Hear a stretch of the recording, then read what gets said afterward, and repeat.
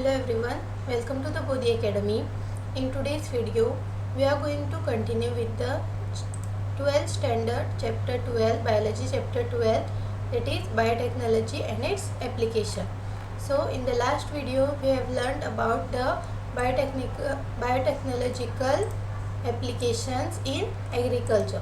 In today's video, we are going to learn about its application in medicine. So let us begin. Now biotechnological applications in medicine, we have three examples over here. First, the genetically engineered insulin, second gene therapy, and the third is molecular diagnosis. So talking about the first one, that is genetically engineered insulin. So the adult onset of diabetes can be controlled or managed by taking insulin at regular intervals. So as we know, those people who have diabetes and all, they are given insulin. So the main source of this insulin was isolation of insulin from animals. So from animals they used to isolate the insulin and they used to give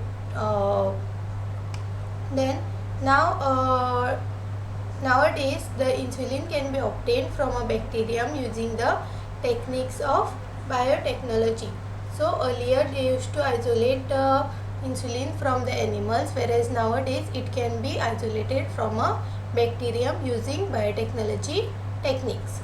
So insulin was earlier extracted from the pancreas of the slaughtered pigs and cattle, but insulin from these sources they developed allergies of some type or other type of reaction to the foreign proteins. So insulin which was isolated from these animals, it was kind of harmful for the humans. So basically the insulin consists of two short polypeptides, that is chain A and chain B, which are linked together by a disulfide bridges. So in humans, insulin is synthesized as a prohormone. So it is in humans it is synthesized as a prohormone, which actually contains an extra stretch called a C peptide. So apart from chain A and chain B, there is a C peptide, but this C peptide is absent in the mature insulin. So in preparing this insulin or isolating insulin from the bacterium, the main challenge was the production of insulin using recombinant DNA technology, that is the rDNA, was getting the insulin assembled in a mature form. So the main challenge in recombinant DNA technique production of DNA was the assembly or to assemble the insulin into a mature form. So an American company called Eli Lilly in 1983 prepared two DNA sequences corresponding to the A and B chain of human insulin and introduced them in the plasmids of E. coli bacteria to produce the insulin chain. Now after this, the chain A and chain B were produced separately, extracted and then combined by creating the disulfide bonds to form the human insulin. So both the chains were produced separately, then they were extracted from the bacteria, they were combined, and then they were combined using the disulfide bonds or bridges. So this is how the genetically engineered insulin was prepared. Then talking about the gene therapy. Now what is gene therapy? It is like collection of methods that allows the correction of gene defect that is detected or diagnosed in a child or an embryo. So this method is applied in a person with hereditary disease. So those people or those child or embryo in which a hereditary disease has been diagnosed, on this method can be applied. So in this method, the genes are inserted into a person's cell and tissue to treat a disease. So the genes are inserted into a person's cells and tissues. Now what happens in hereditary diseases and all, it occurs sometimes due to the the deletion of certain genes and all.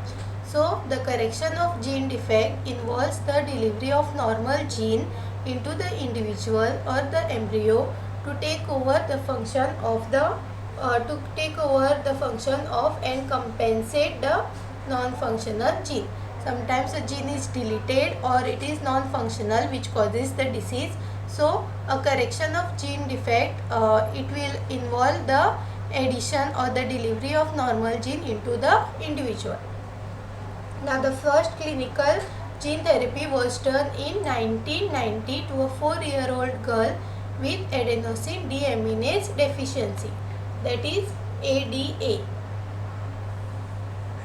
Now this disorder is caused due to the deletion. It is caused due to the deletion of a gene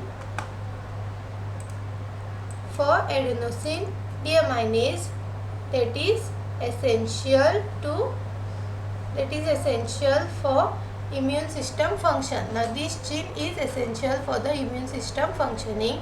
Now this defect can be treated by the enzyme replacement therapy, in which the functional ADA, that is the functional adenosine deaminase, is given to the patient by injection or by bone marrow transplant.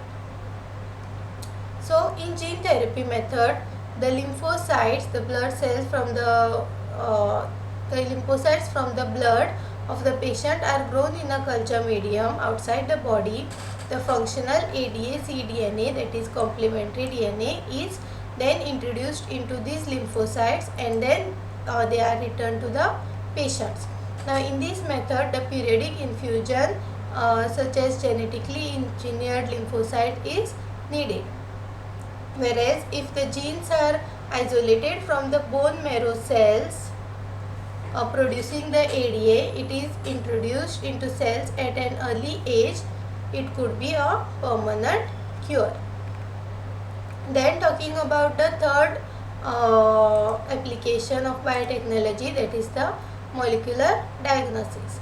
Now the conventional methods of diagnosis such as the urine analysis or serum analysis is not able to detect the disease early. Okay, the early detection is not possible for disease causing pathogens or virus.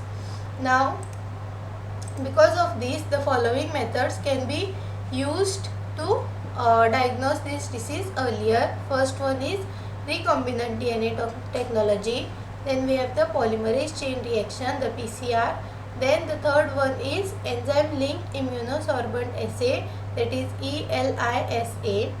Now symptoms of diseases appear only when the concentration of pathogen get increased significantly. So the symptoms of whatever these diseases caused by these pathogens or virus, they are seen or appear only after the pathogens get increased significantly. So the lower concentration of bacteria and viruses in a human can be detected by the amplification of nucleic acid by PCR, that is the polymerase chain reaction. So the PCR detects the mutation in gene in cancer patient. So it can be used to detect the mutation in gene in the cancer patient. Then it is also used to detect the HIV in suspected AIDS patient. And then also genetic disorder can be detected using the PCR technique. Also single-stranded DNA or RNA that is tagged with a radioactive molecule or a probe is allowed to hybridize to its complementary DNA in a clone of cells, followed by detection using the autoradiography. Now the clone having the mutated gene will hence not appear on the photographic film because the probe will not have complementarity with the mutated gene. So this is how this process is used to detect the disorders. Then talking about the enzyme linked immunosorbent assay, it is based on the principle of antigen antibody reaction. So the infection by pathogen can be detected by the presence of antigen like proteins and glycoproteins, etc., or by detecting the antibodies synthesized against the protein. So this is all in today's video. Thank you for watching my video. Please like, share and subscribe to the Bodhi Academy.